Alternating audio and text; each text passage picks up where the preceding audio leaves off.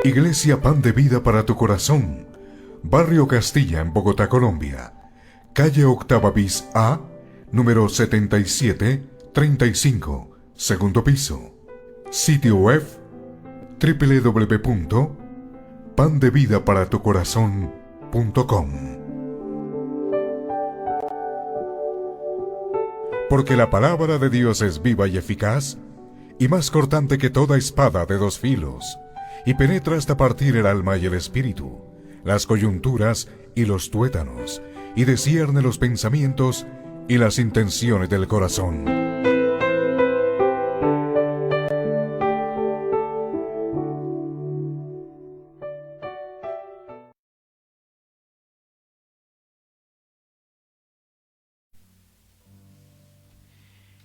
Vamos a continuar con Romanos, el capítulo 12. Para esta oportunidad nos corresponden versículos 3 al 8. Romanos capítulo 12, versículos 3 al 8.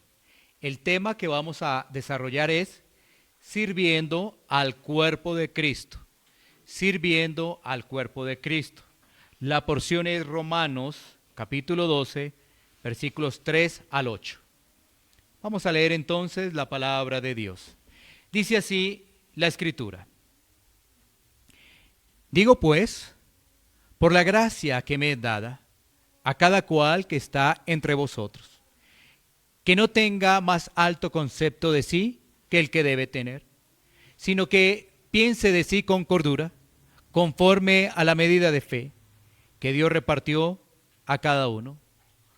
Porque de la manera que en un cuerpo tenemos muchos miembros, pero no todos los miembros tienen la misma función, así nosotros, siendo muchos, somos un cuerpo en Cristo y todos miembros los unos de los otros. De manera que, teniendo diferentes dones, según la gracia que nos es dada, si el de profecía, úsese conforme a la medida de la fe, o si de servicio, en servir, o el que enseña en la enseñanza, el que exhorta en la exhortación, el que reparte con liberalidad, el que preside con solicitud, el que hace misericordia con alegría. Vamos a orar por la palabra que hemos recibido. Vamos a pedirle al Señor que Él sea iluminándonos para poder entender y aplicar esta porción bíblica. Señor, bendito Dios, delante de ti estamos, Señor. Hemos escuchado tu consejo, tu palabra, Señor. Señor, te pedimos para que este sea un tiempo en el cual podamos estar atentos a tu consejo. Señor, tú cuidas de nosotros y lo haces, Señor, advirtiéndonos, enseñándonos, exhortándonos por medio de tu palabra, Señor. Señor, que en cada uno de nosotros esté el anhelo de poder escuchar con diligencia tu palabra y no desecharla. Señor, que nuestro corazón sea movido por tu Santo Espíritu, Señor, para una aplicación adecuada de este pasaje. Señor, permítenos en unidad y en hermandad como iglesia local, Señor, poder avanzar en el conocimiento y entendimiento de las Escrituras y que eso nos lleve, Señor, a una adecuada aplicación para hacer luz en las tinieblas. Señor, yo te pido para que pueda compartir este pasaje, comprendiendo mis limitaciones humanas, Señor, comprendiendo mi debilidad. Te ruego, Señor, que tú me des fuerza, Señor, para poderlo compartir, Señor, con reverencia y con temor. Padre Santo, todo esto lo pedimos en el nombre de nuestro Señor y de nuestro Salvador. En Cristo Jesús. Amén. Bien, vamos entonces a continuar con este capítulo 12, que ahora nos está hablando de la parte aplicativa. Si nosotros hemos entendido bien los primeros capítulos de Romanos, si hemos estado en disposición en lo que Pablo ha desarrollado con respecto a la salvación y lo que eso implica para la vida de un creyente, por supuesto, vamos a poder aplicar lo que se nos va a decir, el consejo de la palabra de Dios, el apóstol Pablo. Miremos un poco de ese capítulo 12. Ese capítulo 12 nos deja en sus primeros versículos las bases para vivir una vida práctica en el Señor, porque de esto se trata. Recibimos la enseñanza, ahora tenemos que practicarlo. Y el fundamento de esos primeros versículos ha estado en las misericordias de Dios. Versículo 1. Debido a ello presentamos nuestros cuerpos en gratitud, en una vida que nos hace diferentes al mundo. Por ello el apóstol Pablo expresa que no debemos amoldarnos, no debemos conformarnos al sistema de este mundo. Como estamos en el mundo, pues fácilmente podríamos que muchas cosas del mundo nos atrayeran y no vivir una vida cristiana en completa libertad. Para ello, entonces, ¿qué debemos hacer frente a las invitaciones del mundo? Bueno, allí el pasaje nos dice que debemos estar renovando nuestra mente, y cada cuánto lo tenemos que hacer de forma constante, de forma diaria. Debemos estar renovando nuestra mente, porque el engaño del mundo es fuerte. Y haciéndolo diariamente con las disciplinas espirituales que el Señor nos ha dejado, y que gracias al poder de su Santo Espíritu podemos avanzar y así mortificar las obras de la carne y todos esos deseos que llegan del mundo. Así que Pablo da el fundamento en esos 2 versículos que ya hemos nosotros analizado. Renovemos nuestra mente y debemos tener presente que es algo diario. Si nosotros no lo hacemos, fácilmente el engaño del mundo se introduce de forma sigilosa y empieza a quitarnos esa libertad que tenemos en Cristo para actuar de forma de que no pareciéramos ser cristianos. Bueno, viviendo una vida así, mortificando el pecado, renovando nuestra mente, comprobaremos cuál es la voluntad de Dios para nuestra vida.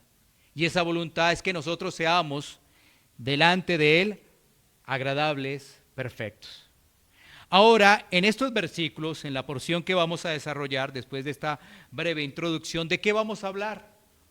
¿Qué nos presenta ahora el apóstol Pablo? La iglesia.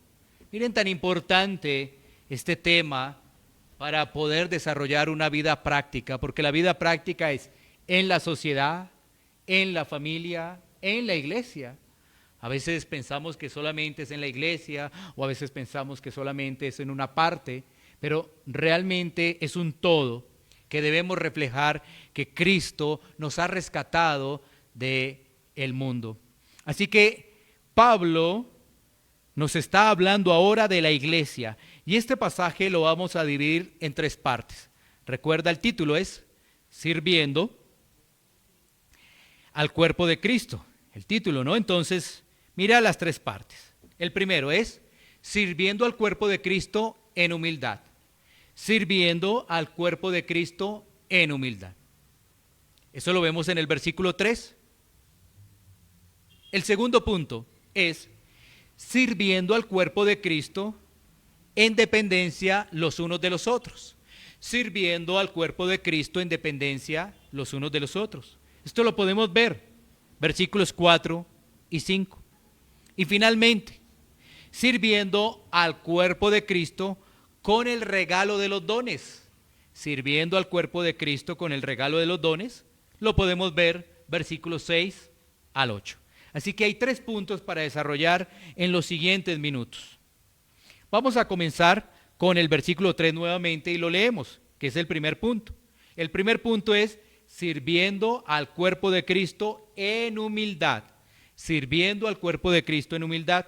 Entonces, el versículo 3 dice: digo pues por la gracia que me es dada, a la cual que está entre vosotros, que no tenga más alto concepto de sí que el que debe tener, sino que piense de sí con cordura, conforme a la medida de fe que Dios repartió a cada uno.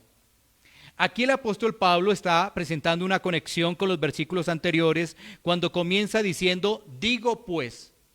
Eso nos permite evidenciar que hay una conexión con los versículos anteriores, que ya hicimos referencia. Y ahora el apóstol Pablo está resaltando a la iglesia, donde traza una línea que nos diferencia con el mundo, y es el tema del servicio, pero haciéndolo con humildad. Porque nosotros servimos, pero la pregunta es, ¿lo hacemos en humildad? Ya que los parámetros del mundo son muy diferentes a los del creyente. Por ejemplo, mira cómo se presenta el mundo.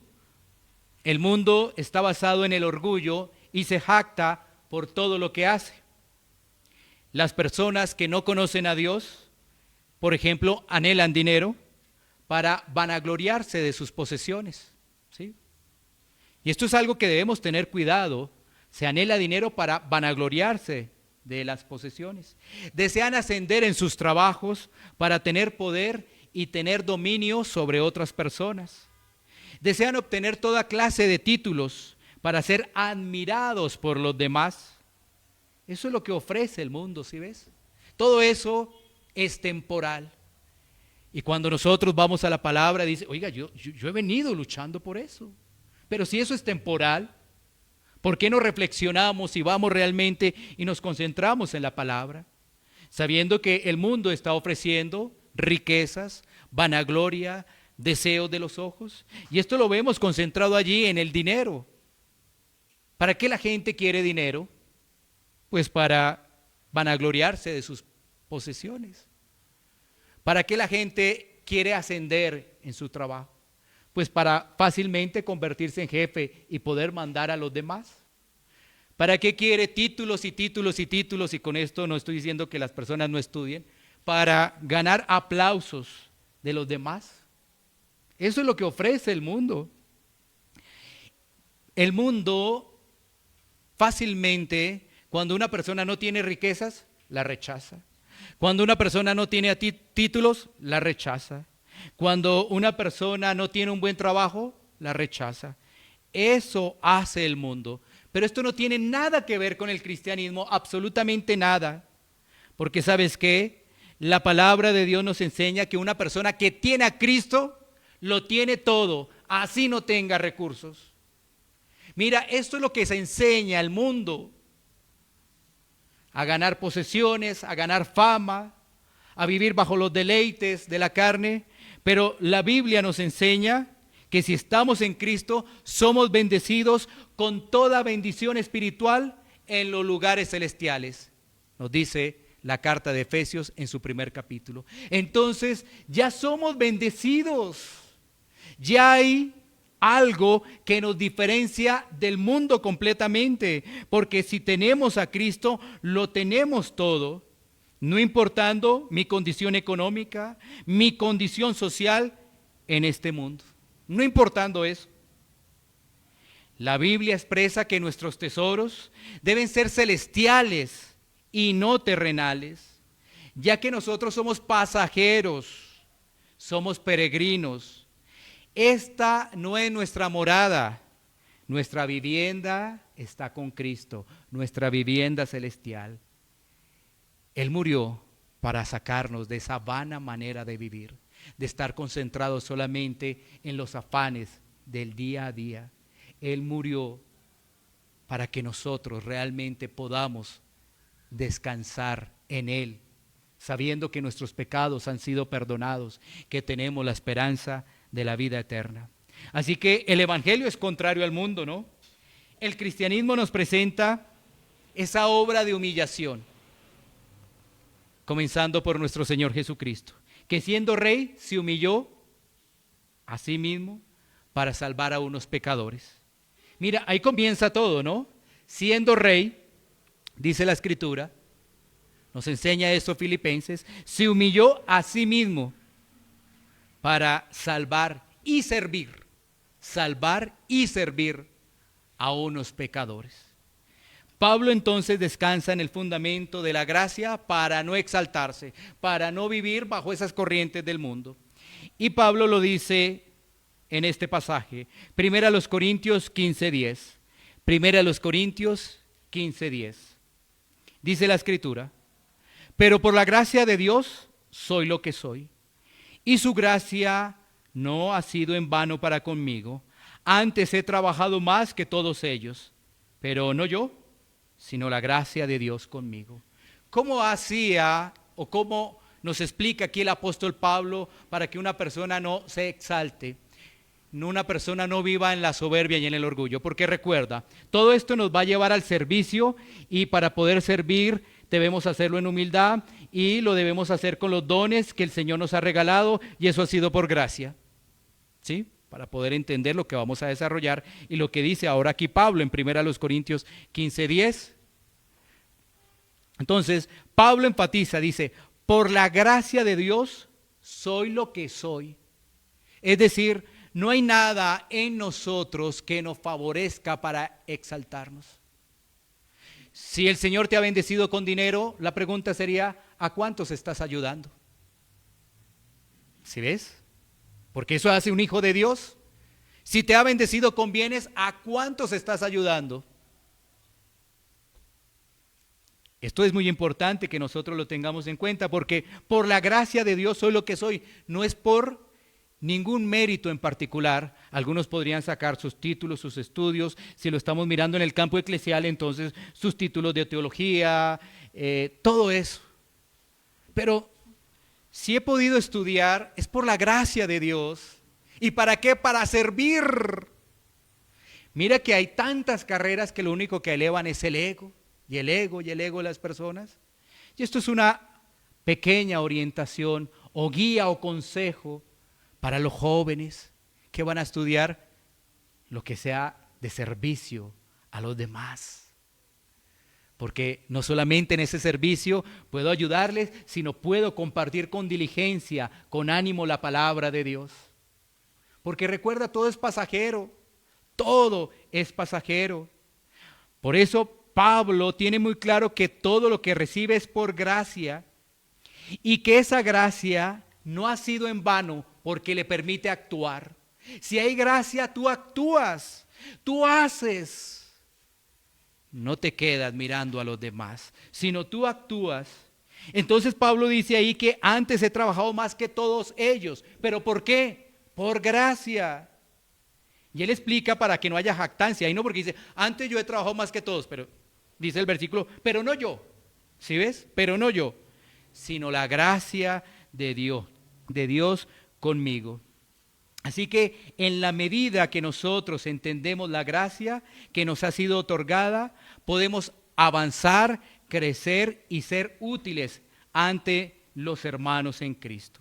Ahora recordemos que la gracia es ese favor inmerecido que se le concede a un pecador, y dentro de esa gracia se le otorga algo que se llama dones espirituales. Esto es como otra marca de un creyente. Imagínate que una persona diga, yo soy salvado, yo he nacido de nuevo, y no se vea por ninguna parte sus dones. El corazón lo está engañando.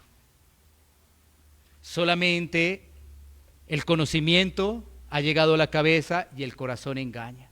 Porque hemos sido dotados, todos los hijos de Dios, de dones, todos, sin excepción. Alguien podría decir, no, yo creo que a mí el Señor no me dio dones.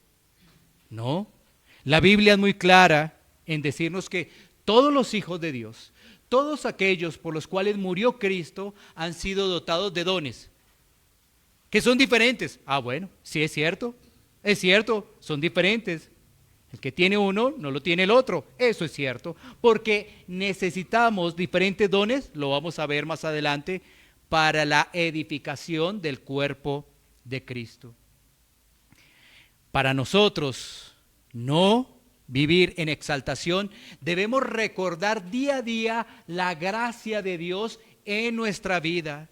Saber que todo lo que recibimos es por gracia, y eso nos va a permitir caminar en humildad. Imagínate pensar lo siguiente. Ahora que he sido salvado, entiendo la Biblia, tengo estos dones, hago esto, hago lo otro. fácilmente una persona se podría exaltar. Eso lo vemos mucho. Por eso hay mucha confusión pensando que hay personas que son cristianas cuando realmente viven todavía en su orgullo y en su soberbia. Pablo entonces exhorta para que ninguno de nosotros, los que están recibiendo allí la carta en los Romanos, tenga más alto concepto del que debe tener. ¿Y cuál es ese concepto? Todo mi concepto descansa en la obra perfecta de Cristo. Que gracias a Cristo mis pecados han sido perdonados. Que gracias a Cristo tengo la esperanza de vida eterna. Y que gracias a Cristo Él me está preparando para el día de su regreso. Yo debo tener eso muy claro y caminar bajo esa premisa día a día. Que en Cristo mis pecados son perdonados, que Él es la esperanza de la vida eterna y que Él me prepara para su segunda venida. Y mientras me está preparando, tengo un llamado para servir al reino. Tengo un llamado para servir al reino. Porque todos de alguna manera, con los dones que el Señor nos ha dotado, servimos todos de alguna manera.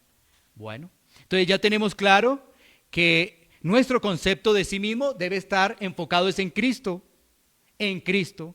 Por eso la Escritura dice, toma tu cruz, niégate a ti mismo, ¿sí? Para volver a traer nuestros títulos, ¿no?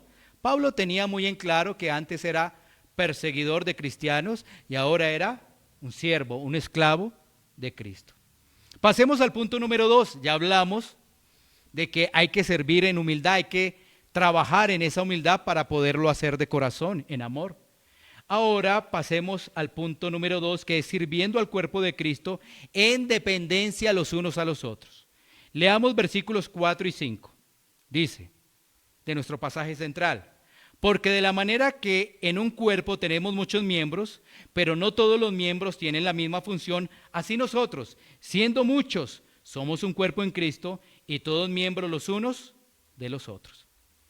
Ahora el apóstol Pablo, después de llamar a la humildad a los hijos de Dios, para poder servir con diligencia, compara la iglesia de Cristo con el cuerpo humano. El Señor en su sabiduría ha diseñado el cuerpo humano y funciona de manera perfecta. Cada órgano tiene una tarea específica que se complementa, obviamente, con todo el cuerpo. Por ejemplo, nuestros sentidos, todos van de la mano para poder identificar la forma, el olor, el sabor. ¿Sí ves? Todos van de la mano para poder identificar. Así funciona la iglesia. Vemos que estamos en la iglesia universal, pero ahora estamos en estos momentos en la iglesia local. Un grupo de personas que se reúnen para adorar al Señor. Ese es el concepto de iglesia local. Y vemos entonces bajo esta enseñanza que todos tenemos diferentes funciones. Todos tenemos diferentes funciones. Miremos cómo Pablo compara en otras cartas la iglesia como el cuerpo de Cristo. Mira que no solamente en Romanos, sino que es algo que hace Pablo en otras cartas. Efesios 4, 15, 16. Efesios 4, 15, 16 dice, sino que siguiendo la verdad en amor, crezcamos en todo en aquel que es la cabeza, esto es Cristo, de quien todo el cuerpo bien concertado y unido entre sí por todas las coyunturas que se ayudan mutuamente según la actividad propia de cada miembro, recibe su crecimiento para ir edificándose en amor. Mira que el apóstol Pablo aquí nos presenta el cuerpo, pero también nos dice quién es la cabeza. La cabeza es Cristo. Y nos dice el versículo 16, todo el cuerpo bien concertado, es decir, bien armonizado, se ayuda mutuamente. La iglesia es algo que hoy en día ha perdido ese concepto. La iglesia local, una iglesia donde esté organizada, donde todos nos podamos ayudar, donde nos animamos los unos a los otros, donde ponemos en práctica los dones que por gracia hemos recibido.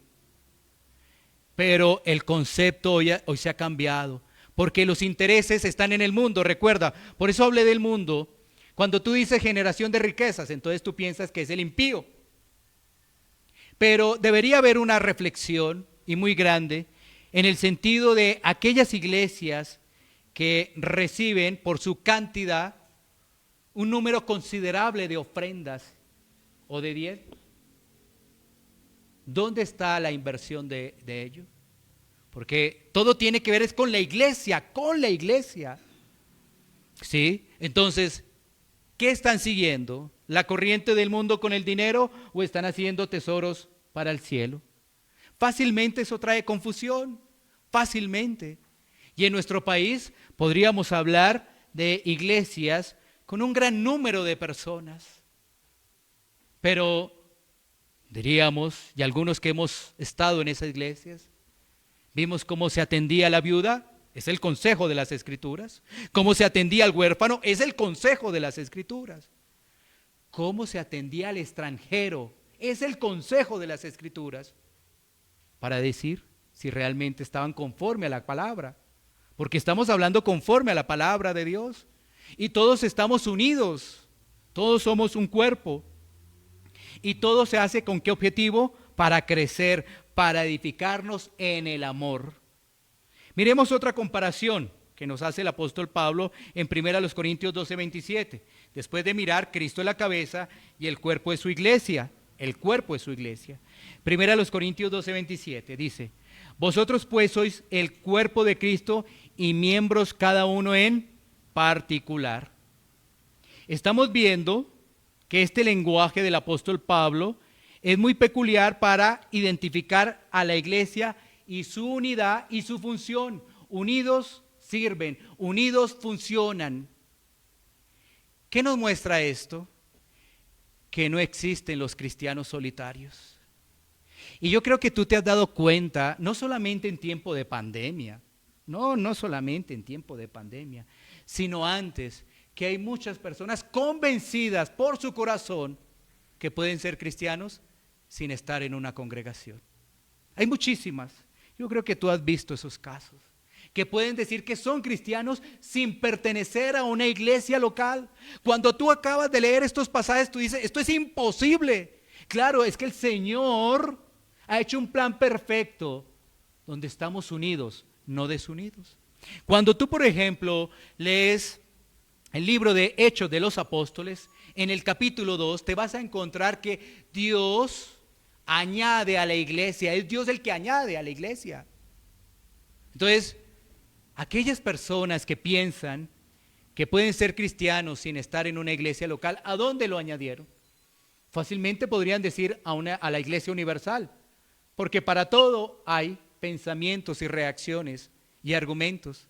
Pero ¿con quién vas a compartir? ¿Cómo vas a desarrollar tus dones? ¿Cómo vas a desarrollar la paciencia? ¿Cómo el Señor te va a preparar para la eternidad? ¿Cómo vas a vivir el día del Señor? Y eso que hay más preguntas, pero solamente esas, para inquietar los corazones que están acá y que en algún momento podrán ver este video. Porque no puede ser posible que haya cristianos solitarios, cristianos que no se congregan, cristianos que no desean compartir con los demás. Es muy difícil entender ello, que no quieran compartir con los demás. El solo hecho de que no quieran compartir es que ya se creen mejor, porque no tienen paciencia de tratar a otra persona. ¿Y eso qué es? Orgullo. Humildad, poca. ¿Sí ves? Por eso el principio de Pablo en el versículo 3 es: ten cuidado de pensar más de ti mismo, porque inmediatamente vas a tener el ejemplo del mundo. Y el ejemplo del mundo es decir, yo soy mejor, yo no me junto contigo, que tenga otro paciencia de ti, yo no la tengo. Y cuando el mensaje de las Escrituras nos llama es a edificarnos en amor los unos con los otros. Ahora, para que esa unidad y funcionalidad esté en desarrollo y crecimiento, se necesitan dos cosas. Para que la iglesia esté en esa unidad y funcionalidad, porque es unión para tener una función, unión para tener una función, se necesitan dos cosas muy importantes. La primera, instrucción de la palabra, y la segunda, la operación de los dones. La primera, instrucción de la palabra, y la segunda, la operación de los dones espirituales, que ese es nuestro tercer punto. Así que vamos a leer versículos 6 y 8 para desarrollar sirviendo al cuerpo de Cristo con el regalo de los dones. Regalo de los dones. Vamos a leer en primera instancia el versículo 6, después el 7 y el 8, porque aparece un listado de dones. Así que vamos a comenzar con el 6. Dice la Escritura: de manera que, teniendo diferentes dones, según la gracia que nos es dada, si el de profecía, úsese conforme a la medida de la fe. Entonces, ahora el apóstol Pablo nos dice que para que haya funcionalidad de la iglesia están los dones. Y dice que todos tenemos diferentes dones, todos. Y aquí nos ayuda a entender un poco si pertenezco al reino de los cielos, si he sido salvado. ¿Cuál es mi don o dones? ¿Cuáles son? ¿Y dónde los tengo? ¿Los he guardado? Entonces dice, de manera que teniendo diferentes dones, según la gracia, mira, todo va unido con la gracia. Es el Señor el que concede. Ah, yo quiero este don. No, es el Señor el que concede, bajo su gracia, bajo su soberanía. Y empieza a explicar allí 7 dones. Así que vamos a mirar esos 7 dones. Esos dones no es una lista completa, es decir, no es una lista exhaustiva. No, sino que podemos mirar allí una referencia que el apóstol Pablo deja para las personas que están allí en Roma, para la iglesia de Roma. Entonces, vamos a comenzar con el de profecía, que dice, úsese conforme a la medida de la fe. Cuando se está hablando de profecía en el Nuevo Testamento, vuelvo a decirlo, en el Nuevo Testamento, no es que se esté hablando de una revelación del futuro, aunque vemos unos llamados de lo que le iba a suceder al apóstol Pablo en el libro de Hechos, ¿sí? Pero no es que se esté hablando de una revelación del futuro, estoy hablando del Nuevo Testamento.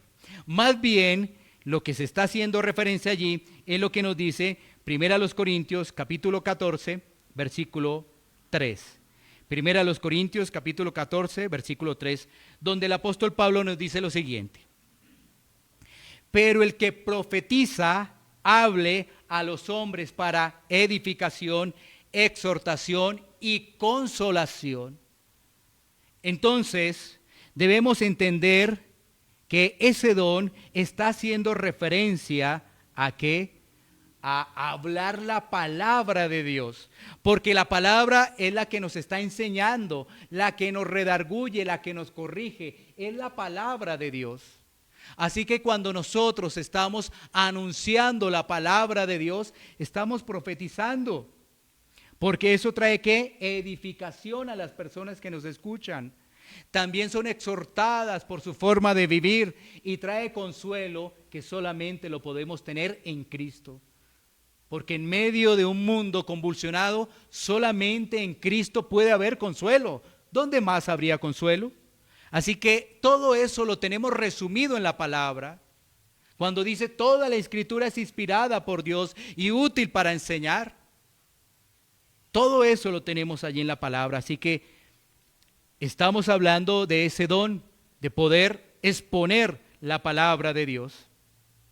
Pasemos al siguiente versículo. El versículo 7, donde nos dice, o sí de servicio en servir, o el que enseña en la enseñanza. Tenemos 2 dones más. Recuerda, el listado que aparece allí es de 7. Ya vimos el primero. Ahora pasemos al de servicio y después vamos con el de enseñanza. La palabra en el griego es diaconía. Conocemos también los diáconos, ¿no? Que en este contexto tiene que ver con los que ayudan, con los que ayudan. Esa persona tiene ese don y lo hace con gozo, no como una tarea pesada o porque le toca, sino realmente se deleita en poder ayudar y servir a los demás. Mira que esto es algo muy importante. El Señor ha dotado a su iglesia y dentro de ese grupo hay unos que tienen ese don de servicio. A pesar que todos estamos llamados a servir, hay unos que se les muestra es la alegría, el gozo, el privilegio que tienen de poder desarrollar esa tarea específica. Muy importante, servir. Ahora viene el otro, que es el de la enseñanza. La enseñanza tiene que ver con la instrucción a otros para preparar un mensaje y compartirlo. La instrucción a otros para preparar un mensaje, en este caso de la palabra de Dios, para compartirlo a otros. Cuando hablamos de la enseñanza, por supuesto, estaríamos pensando en aquellas personas que han sido dotadas y llamadas por el Señor para ejercer el pastorado. Miremos lo que nos dice 1 Timoteo, capítulo 3, versículo 2. 1 Timoteo capítulo 3, versículo 2, que dice: pero es necesario que el obispo sea irreprensible, marido de una sola mujer, sobrio, prudente, decoroso, hospedador, apto para enseñar.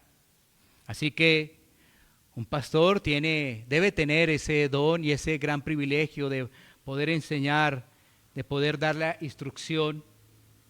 Mira cómo sería una iglesia si todos tuvieran los mismos dones. Sería algo complejo para su crecimiento, para su desarrollo. Pero Dios en su infinita sabiduría ha puesto que dependamos los unos de los otros. Si pusiéramos, por ejemplo, el tema de lo que hemos visto de el servicio con la enseñanza, aunque todos estamos llamados a servir, todos, el pastor en adelante, todos estamos llamados a servir. Pero imagínate que el pastor no solamente estuviera enseñando, sirviendo, estuviera haciendo lo uno, estuviera haciendo lo otro. ¿Cómo podría hacer su labor con excelencia? No podría enseñar con excelencia porque ocupa el tiempo en otras actividades necesarias de la iglesia que desarrollan otros hermanos. Pero en su infinita sabiduría el Señor ha permitido que otros hermanos tengan esos dones y se puedan necesitar unos a otros. Y aquí vemos entonces la enseñanza del apóstol Pablo a Timoteo expresando las características que debe tener un pastor. Cuando nosotros no tenemos conocimiento de las Escrituras, claro, fácilmente donde llegamos, nunca hacemos referencia a estos requisitos que el apóstol Pablo le deja a Timoteo, requisitos para ser pastor. No cualquiera lo puede ser. Pasemos entonces a el versículo 8, que es nuestro último versículo, porque allí aparecen muchísimos más. El que exhorta en la exhortación, el que reparte con liberalidad, el que preside con solicitud, el que hace misericordia con alegría. Tenemos entonces 4 más: el que exhorta, el que reparte, el que preside y el que hace misericordia. Para completar los 7 que hemos mencionado, 7 dones espirituales, 7 regalos para función de la iglesia. Entonces, por ejemplo, avancemos, miremos el de exhortación. ¿De qué se está hablando allí? De una habilidad para persuadir. Habilidad para persuadir por medio de un mensaje enérgico. Habilidad para persuadir por medio de un mensaje enérgico y un ejemplo vivo de amor. Y apoyo que mueve a los hermanos a poner en práctica lo recibido. Quiero volvértelo a repetir y lo desglosamos. Es esa habilidad de persuadir por medio de un mensaje enérgico y un ejemplo vivo de amor y apoyo que mueva a los hermanos a poner en práctica lo recibido. Mira, esto es algo muy importante que cada uno de nosotros debemos comprender en esa exhortación. ¿Cómo podríamos decir que tenemos ese don si nuestra vida práctica no refleja las cosas de Dios? Porque fácilmente al final vamos a hacer una pregunta. ¿Ya identificaste tus dones? Tú podrías decir, sí, yo tengo el de exhortación porque yo cojo al hermano y le digo, ¿qué pasa contigo? Tal cosa y tal otra. Enérgico, pero muestras el amor. Pero si tu vida práctica no refleja nada de eso, ¿Cómo vas a hacer ello? Te estás engañando. Ese es el problema, que fácilmente nuestros corazones nos engañan diciendo que pertenecemos al reino de los cielos cuando todavía nuestra mirada está en el mundo, porque no nos comportamos como hijos de Dios. Queremos hacer lo que es fácil. ¿Hay que exhortar a alguien? Sí, claro, lo exhortamos con un mensaje enérgico y le decimos que lo amamos. Claro, lo amamos, pero si nuestra vida práctica no tiene ello, debe ser de análisis para cada uno de nosotros, para que no seamos ligeros en el tema de los dones, pero para que entendamos que Dios en su amor, soberanía, providencia, nos ha regalado dones. Así que la exhortación tiene que ver con un ejemplo, tiene que ver con un llamado de atención, pero ese llamado está acompañado del amor y reflejado en una práctica que hace que la persona diga: hoy sí. Sí, claro, sí. No estoy caminando por donde debe ser. Debo corregir, debo nuevamente ajustar para seguir mi camino. Avancemos. Viene otro, que es el que reparte con liberalidad. Tiene que ver con el dar. Ahora, no me estoy refiriendo exclusivamente al dar la ofrenda, no me estoy refiriendo específicamente a eso, sino a aquella persona que se goza en ayudar a aliviar las necesidades que surgen al interior de los hermanos, dando, apoyando a los hermanos. El dar, pero se goza en darle a un hermano. Y lo podríamos poner en algo práctico, porque hay que ponerlo algo práctico para que se entienda. Aquella persona que está pasando por una situación difícil y llega otra y le dice: mira, toma este mercado. Es algo práctico para la iglesia, que tiene ese don, ese don de repartir, ese don de dar. Y es esa persona que está inquieta siempre por saber cómo están los demás. Siempre está inquieta por saber cómo están los demás y cómo se pueden aliviar esas necesidades. Generalmente esto se hace en secreto, ¿no? Recuerda, porque la Biblia nos llama a ser prudentes, no a que te muestres. Ay, sí, mira, él tiene, porque veo cada rato que está entregando mercados. La Biblia nos llama a hacerlo en secreto. Y esto también ayuda a nuestros corazones en la humildad. Fácilmente nos jactamos. Por eso decía al inicio: listo, el Señor te ha bendecido con riquezas, gloria a Dios. ¿A cuánto estás ayudando? ¿A cuántos ayudas? Ahí nos damos cuenta que solamente trabajamos para nosotros mismos. Sigamos avanzando. Después de mirar este tema del que reparte con liberalidad, o sea, lo hace en amor, lo hace sin descanso, pasamos al que preside. Es el que tiene la habilidad de dirigir, tiene un liderazgo para poder dirigir. Obviamente vemos allí una tarea para los ancianos. Ese que preside entonces tiene liderazgo, dirige y lo hace con responsabilidad y temor hacia el Señor. Todo esto debe estar acompañado de la humildad. Por eso Pablo lo desarrolla en el versículo 3. Si no hay humildad, como Pablo desarrolla los dones, otros dones en Corintios, en 1 Corintios 13, donde Pablo expresa del amor. Si no hay amor, ¿esos dones de qué sirven? Lo mismo sucede acá. Si no hay humildad, esos dones, ¿qué pasó? Entonces, una persona que tiene liderazgo, por supuesto que lo hace en humildad y dirige en reverencia y en temor en el Señor. Reitero, es una tarea que desarrollan los ancianos. Y tenemos finalmente el que hace misericordia con alegría. El que hace misericordia con alegría. Es decir, aquellos hermanos que tienen ese don, que están en la capacidad de mirar los sufrimientos de otros con una compasión especial. Están en la capacidad de mirar los sufrimientos de otros con una compasión especial y atender sus necesidades. Por ejemplo, la persona que está enferma, la persona que está pasando en una difícil situación familiar, ¿sí?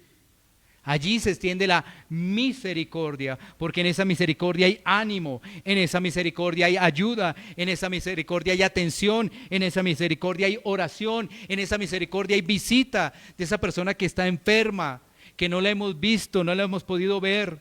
Hay una compasión especial para poder atender sus necesidades. Si no hay humildad, solamente estaríamos esperando aplausos. Recuerda que estos dones son para la edificación de la iglesia. Entremos a la parte final, donde tenemos algunas preguntas que nos ayudan a ampliar un poco más este concepto de los dones y ponerlos en servicio de la iglesia. Nuestro concepto al venir de imposición, unos vienen del catolicismo romano, otros vienen de una parte basada solamente en las emociones, otros vienen solamente de una parte basada en el conocimiento. Entonces, por ello es muy importante ajustar y afirmar esto que vamos a mencionar en estas preguntas. La primera es, ¿sabes cuáles son tus dones? ¿Sabes cuáles son tus dones? Si ya lo sabes, ¿ya los pusiste en práctica? ¿Ya los pusiste en práctica? Porque alguno diría, no lo sé. Ok. Bueno, a orar y a podernos identificar con la iglesia para poder servir en algo. Y en la medida en que servimos, vamos a identificar cuál es el don que podemos tener, que Dios en su misericordia nos ha concedido. Entonces, ¿sabes cuáles son tus dones? ¿Los has puesto en práctica, obviamente, para poder servir? ¿Qué estás haciendo para que tu don sea desarrollado? ¿Qué estás haciendo para que tu don sea desarrollado? Ampliemos estas preguntas. Recuerda lo siguiente: si Cristo nos ha rescatado, si Cristo nos ha salvado, tiene dones. Eso es algo que tú y yo debemos tener claro. ¿Quién lo dice? La Biblia. Yo creo la Biblia. Si tú estás acá, tú debes creer la Biblia. No creas otro cuento, cree la Biblia. Y la Biblia nos enseña que hemos sido favorecidos por Dios. ¿Con qué? Con unos regalos. Esos regalos son dones espirituales que nos diferencian de las personas del mundo, que ellos tienen talentos, y ahí diferenciamos el talento como una habilidad innata frente al don, que es algo de orden espiritual. ¿Sí? Eso es diferente, el talento frente al don. El don es un regalo de Dios. El talento, todo el mundo puede tener algún talento afuera. Los de la iglesia tenemos dones y talentos. Sí, somos favorecidos por Dios, somos diferentes. Por eso decimos que somos bendecidos con toda bendición espiritual en los lugares celestiales en Cristo. Somos diferentes a las personas del mundo.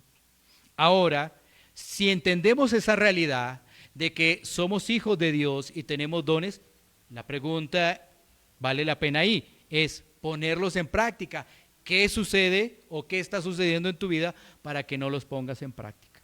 Claro, estamos en una iglesia local donde están llegando personas nuevas, todo es a su tiempo, pero esto también alerta a las personas nuevas en la medida en que se fortalecen, se integran, a ponerse al servicio de la iglesia local, que es la imagen de Cristo en la tierra, ¿sí? Pero también a las personas que ya llevan buen tiempo aquí en la iglesia local, es ¿qué ha pasado? ¿Qué pasa? ¿Qué sucede?